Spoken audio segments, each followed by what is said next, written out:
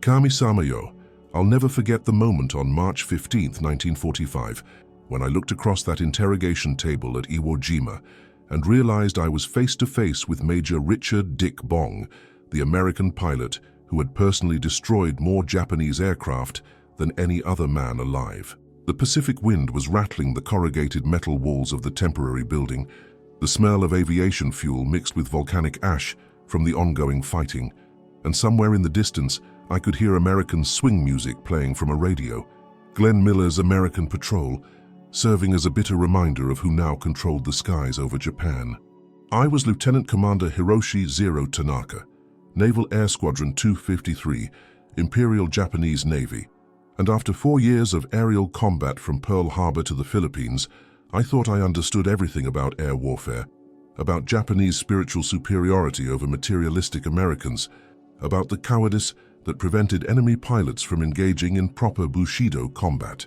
I'd earned my nickname by flying the Mitsubishi A6M0 fighter through 37 aerial victories, had witnessed American pilots flee from individual combat, and truly believed that Japanese training and warrior spirit made us invincible against any number of American aircraft. But what happened during that 40-minute interrogation would shatter every assumption I'd held about American pilots, about individual courage versus industrial might, and about the difference between propaganda and reality in aerial warfare. That American major would teach me that courage took many forms, that technical skill could compensate for spiritual fervor, and that I'd been fighting not cowardly amateurs, but professional warriors who understood air combat as well as any samurai understood the sword. My journey to that humbling encounter began on December 7, 1941, when I participated in the attack on Pearl Harbor as part of the first wave launched from the aircraft carrier Akagi.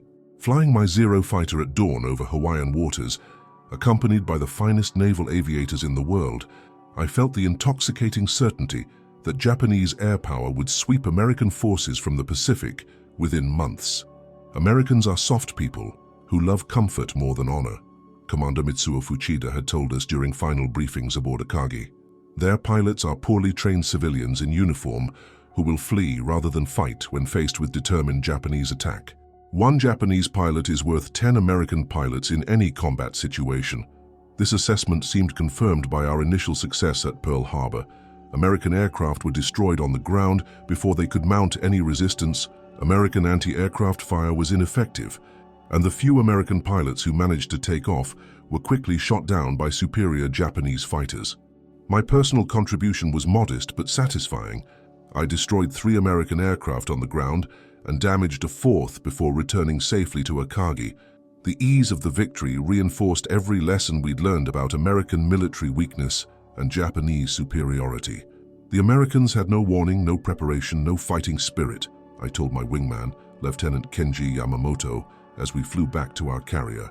This war will be over in 6 months, because American pilots lack the Bushido spirit necessary for aerial combat. This confidence was maintained throughout our early victories in the Philippines, Dutch East Indies, and Southwest Pacific. Everywhere Japanese naval aviation encountered American opposition, the results were the same. Overwhelming Japanese victories achieved through superior training, superior aircraft, and superior fighting spirit. American pilots seemed to prefer avoiding combat to engaging Japanese fighters directly. When they did fight, they often used tactics that Japanese military culture considered cowardly, diving away from combat, refusing individual duels, relying on numerical superiority rather than individual skill. These Americans fight like merchants, observed Commander Saburo Sakai after engagement near Rabaul, where American P-39s had broken off combat rather than engage our Zeros in turning fights. They calculate odds like businessmen rather than fighting with honor like warriors. This pattern continued through 1942 and into 1943, confirming our assumptions about American cowardice and justifying our confidence in ultimate Japanese victory. Individual Japanese pilots were accumulating impressive victory totals against American opponents who seemed reluctant to engage in serious aerial combat. My own score reached 21 confirmed victories by August 1943. Mostly against American fighters that had tried to escape rather than fight. The few Americans who did engage in combat usually died quickly because their aircraft were inferior to Zeros, and their training was obviously inadequate for serious aerial warfare. But the first crack in my confidence appeared during the Guadalcanal campaign, when we began encountering American pilots who didn't behave according to our expectations. Instead of fleeing or fighting poorly, some American aviators demonstrated tactical sophistication and individual courage that challenged our assumptions about enemy quality. "These new American pilots are different," reported Lieutenant Yamamoto after a difficult engagement near Henderson Field. "They're using tactics we haven't seen before, diving attacks that utilize their aircraft's superior speed and firepower rather than trying to outturn our Zeros." He was describing what I would later learn were boom and zoom tactics developed by American pilots who understood that their heavier, faster aircraft couldn't match Zero maneuverability but possessed advantages in speed, altitude performance, and firepower that could be decisive if properly utilized. But at the time, these new American tactics seemed like continued evidence of cowardice. Real fighter pilots engaged in turning combat where individual skill determined victory, not diving attacks that emphasized aircraft performance over pilot ability. The true shock came during the Marianas Campaign in June 1944, when Japanese naval aviation encountered American carrier forces that had been reinforced with new aircraft and experienced pilots who'd learned from 2 years of Pacific combat. What Americans called the Great Marianas Turkey Shoot was, from my perspective, the first time we'd faced American pilots who fought with something approaching Japanese determination. But even then, I attributed American success primarily to overwhelming numerical superiority rather than individual pilot quality. "They have 5 planes for every one of ours," I reported after surviving that devastating encounter. "No amount of American courage can compensate for such numerical advantages, but their pilots are still inferior to trained Japanese aviators in individual combat." This assessment allowed me to maintain my beliefs about Japanese superiority even in the face of mounting losses that were decimating our air groups. We were being overwhelmed by American numbers, not defeated by American skill, or so I told myself. But individual encounters during 1944 began to challenge this explanation. American pilots were demonstrating tactical awareness, marksmanship, and combat persistence that suggested their training had improved dramatically since the early days of the war. More disturbing, American aircraft were becoming superior to Japanese designs in most performance categories. The new F-6F Hellcat and F-4U Corsair fighters were faster, more durable, and more heavily armed than Zeros, while maintaining acceptable maneuverability and superior high-altitude performance. "Our aircraft are no longer superior to American aircraft," admitted Commander Minoru Genda during a briefing in the Philippines. "We must rely on superior pilot training and fighting spirit to achieve victory against enemies who possess both numerical and material advantages." But superior pilot training was becoming questionable as well. Most experienced Japanese pilots had been killed during 2 years of attrition warfare, and their replacements had received abbreviated training due to fuel shortages and time pressures. Meanwhile, American pilot training programs seemed to be producing aviators with extensive flight time and comprehensive combat preparation.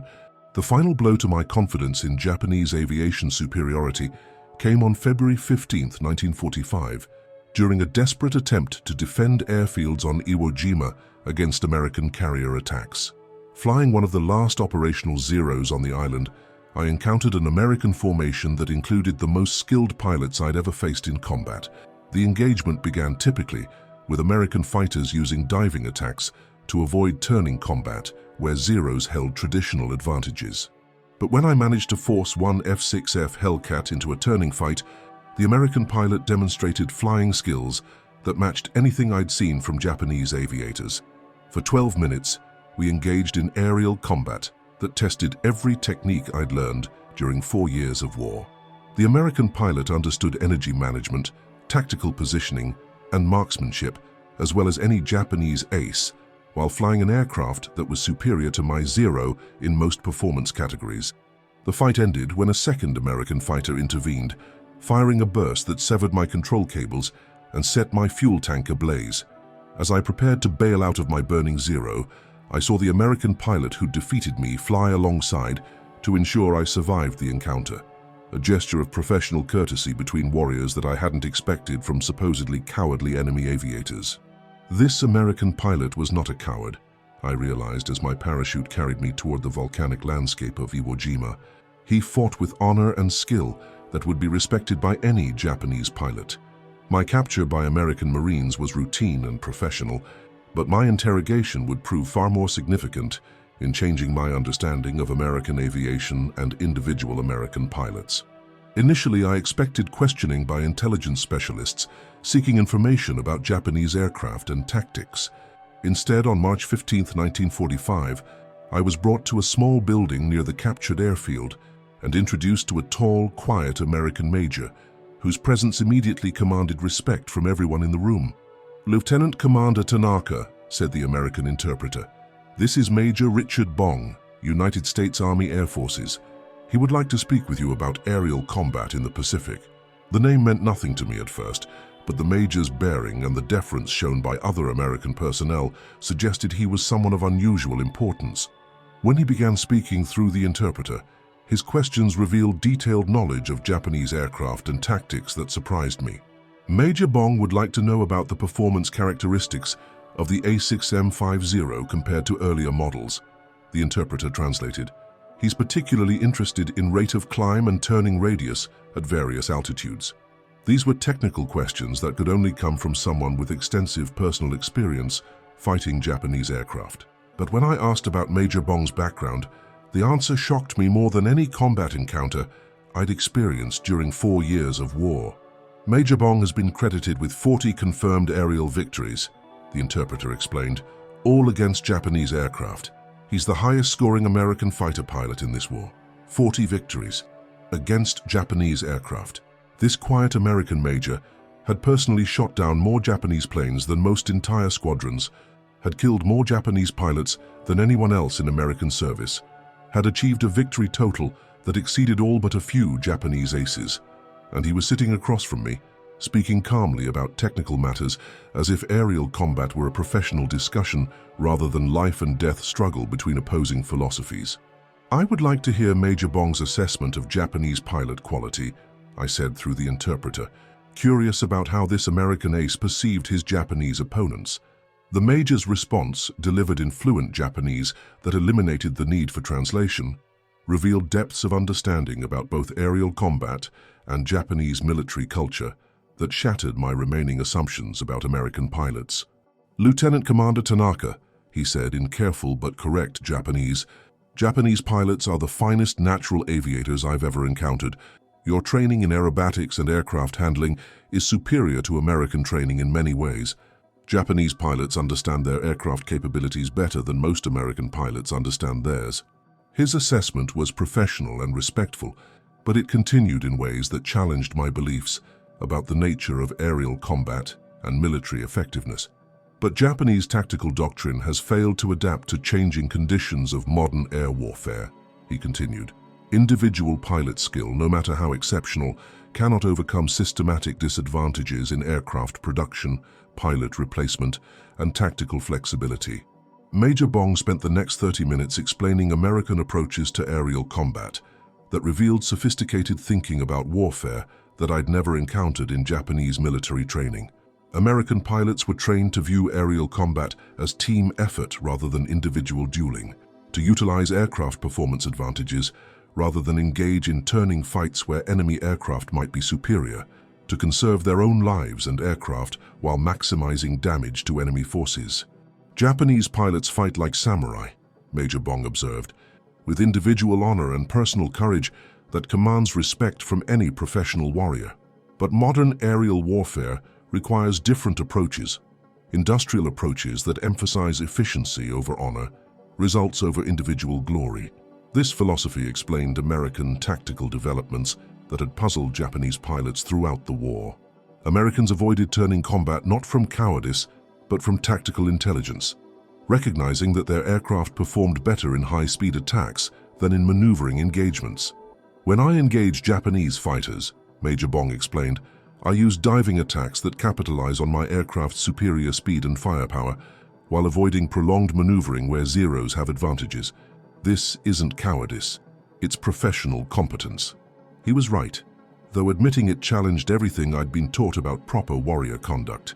American tactics were more effective than Japanese tactics because they were based on realistic assessment of aircraft capabilities rather than abstract notions of honor and individual combat.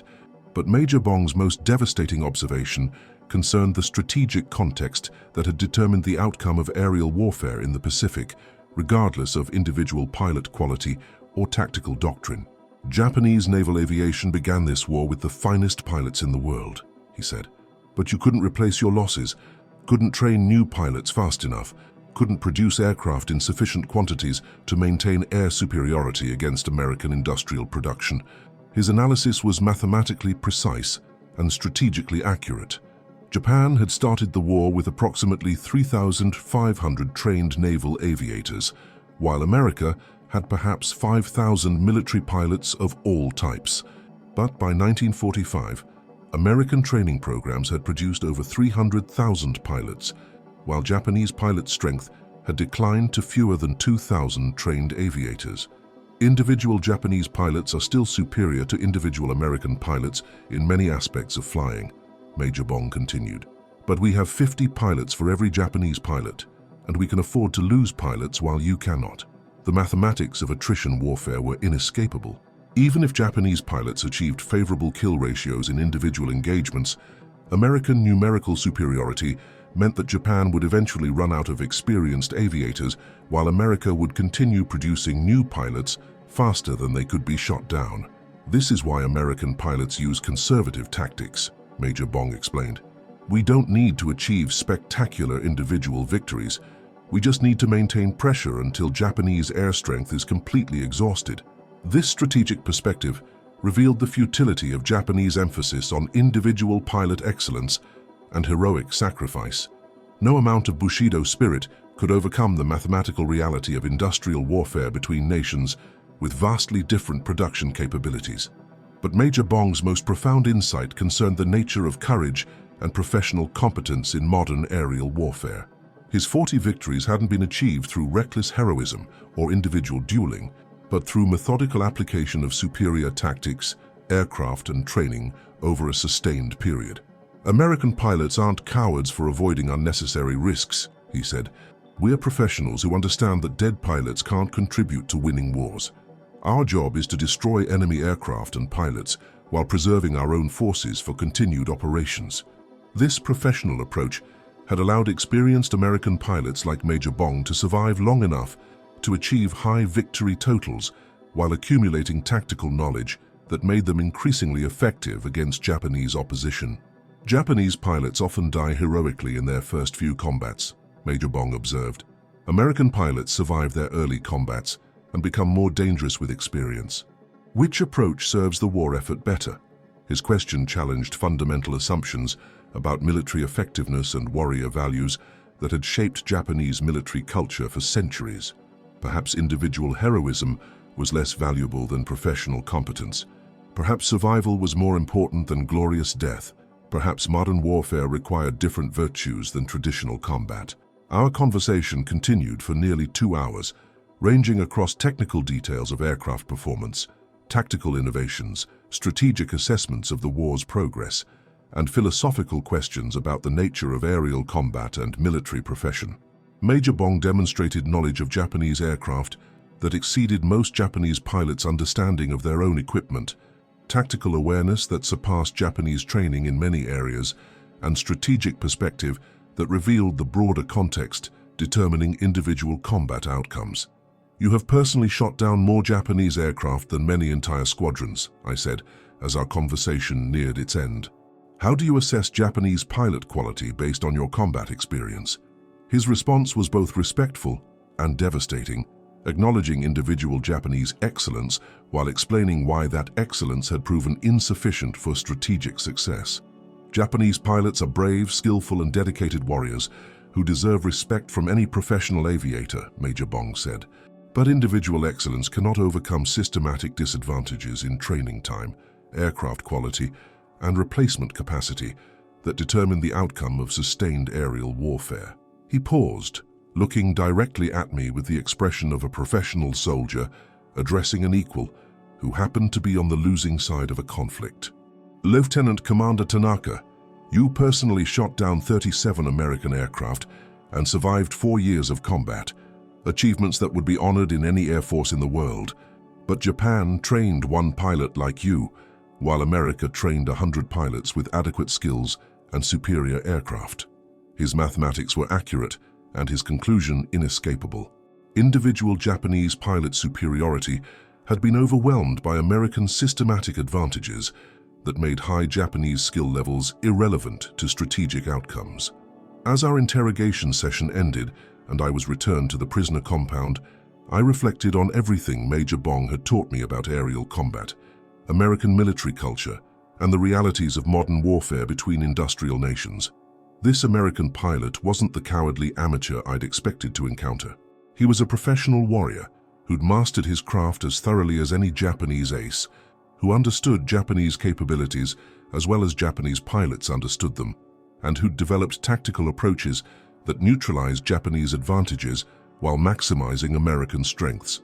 More importantly, Major Bong represented systematic American approaches to warfare that had proven more effective than individual Japanese heroism, however spectacular.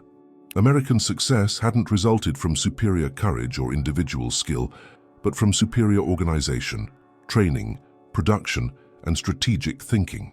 The other Japanese pilots imprisoned with me at Iwo Jima had similar experiences with American interrogators who demonstrated knowledge, competence, and professional respect that contradicted our propaganda about enemy cowardice and incompetence.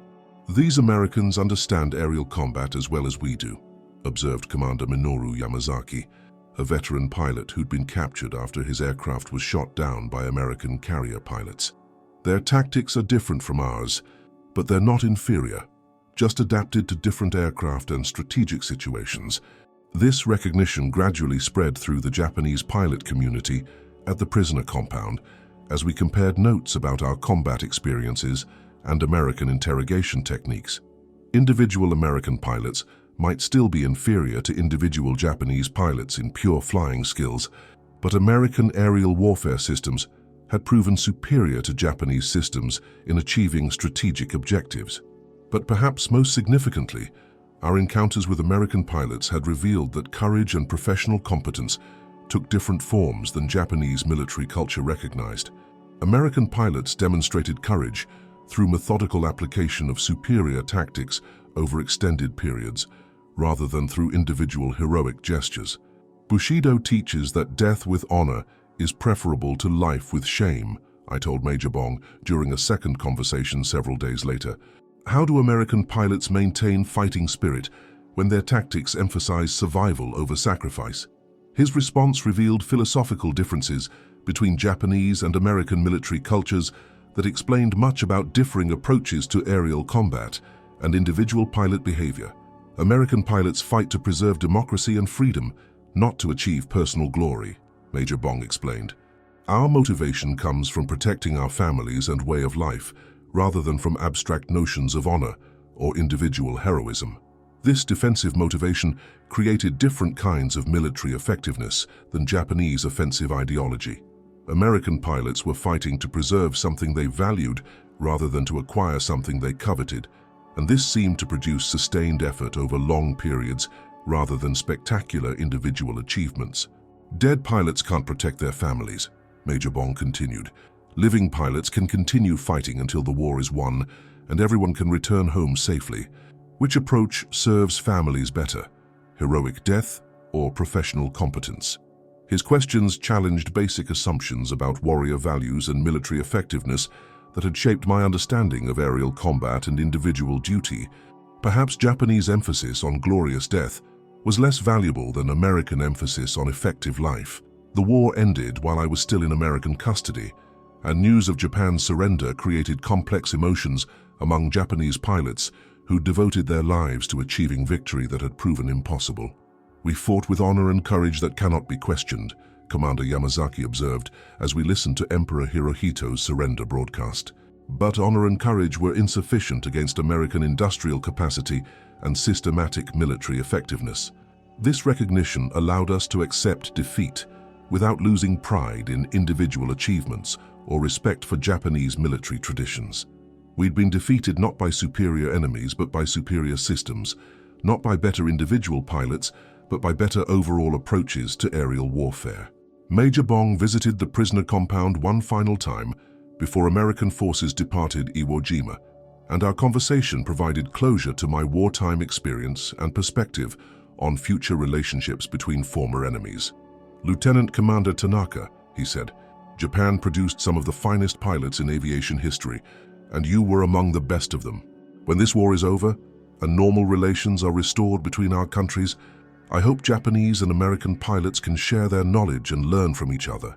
His generous assessment of Japanese pilot quality, coming from the American pilot who'd shot down more Japanese aircraft than anyone else, provided validation that our skills and courage had been real, even though our cause had been lost.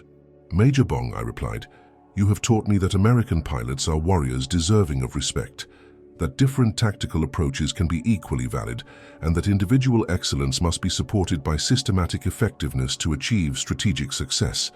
Our handshake as we parted represented more than personal respect between former enemies.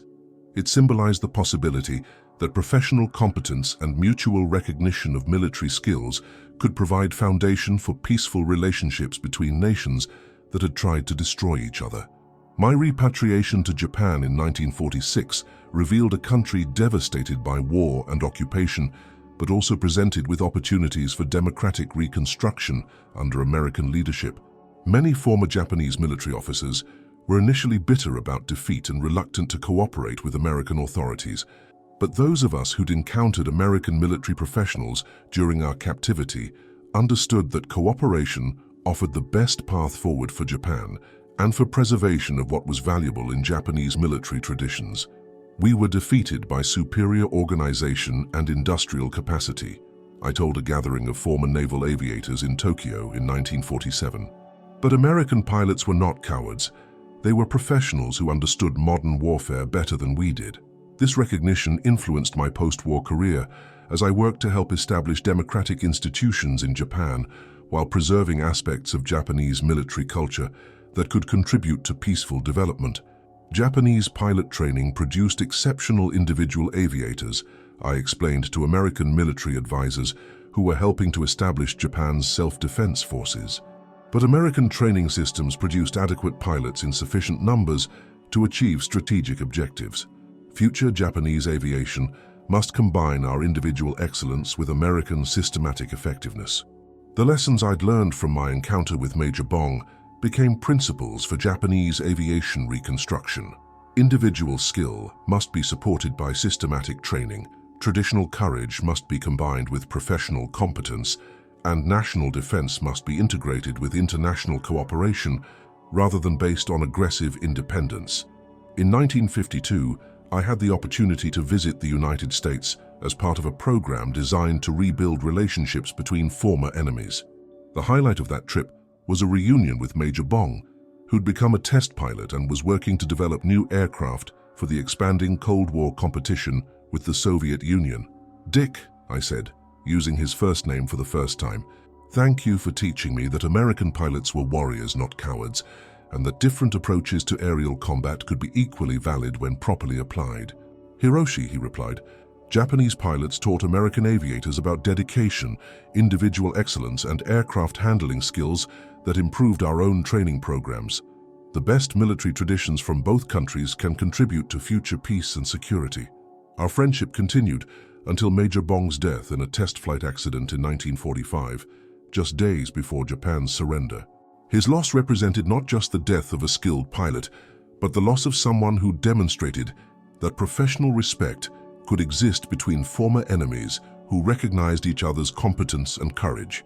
The final validation of lessons learned during my captivity came in 1960, when the Japanese Air Self-Defense Force was established with American assistance and began operating American-designed aircraft flown by pilots, trained according to American methods, modified by Japanese attention to individual excellence.